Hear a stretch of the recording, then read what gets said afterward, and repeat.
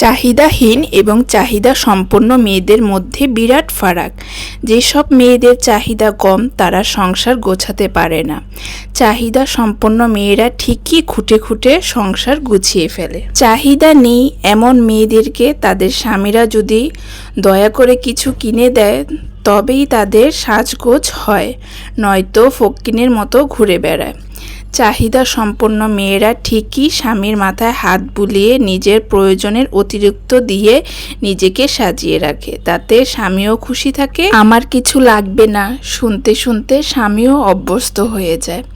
আর যার বারবারই দরকার পড়ে তাকে কিছু পেতে কষ্ট করা লাগে না। লাগবে না নামক মেয়েগুলো ভাবে তারা বিরাট ভালো মানুষ, আসলেও তাদেরকে কেউ ওসব জিনিসের যোগ্য ভাবে না। যাদের লাগে তারা ঠিকই সুন্দর করে জীবনটাকে সাজিয়ে নেয় এবং প্রশংসাও পায়। নারীর সবচেয়ে বেশি ভালোবাসা যে পুরুষ পেয়েছে, নারীর সবচেয়ে বেশি রাগ, অভিমান, ঝগড়া, খুনসুটিও সেই দেখতে পেয়েছে। নারীরা একটু এমনই। নারী যাকে সবচেয়ে বেশি ভালোবাসে তার ওপরেই সবচেয়ে বেশি অধিকার দেখায়। রাগ করে, ঝগড়া করে, অভিমান করে নারী সরলতার প্রতিমা হয়, আবার রাগের উপমাও হয়। সব কিছু নির্ভর করে আপনার ওপর, আপনি তাকে কিভাবে ট্রিট করছেন সেটার উপর।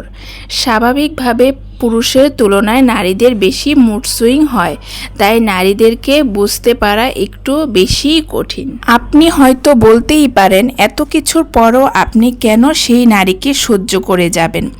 রাগ, অভিমান, জেদ আপনারও আছে। শক্তিমত্তার বিচারও তার চেয়ে সৃষ্টিকর্তা আপনাকে বেশি শক্তিশালী করে পাঠিয়েছেন।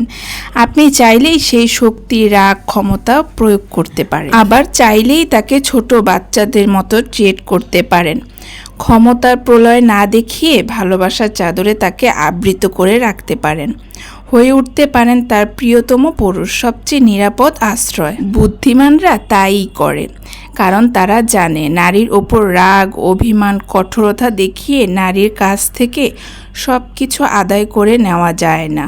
তবে ভালোবাসা দিয়ে নারীর কাছ থেকে পুরো পৃথিবী আদায় করে নেওয়া যায়। নারী এমনই।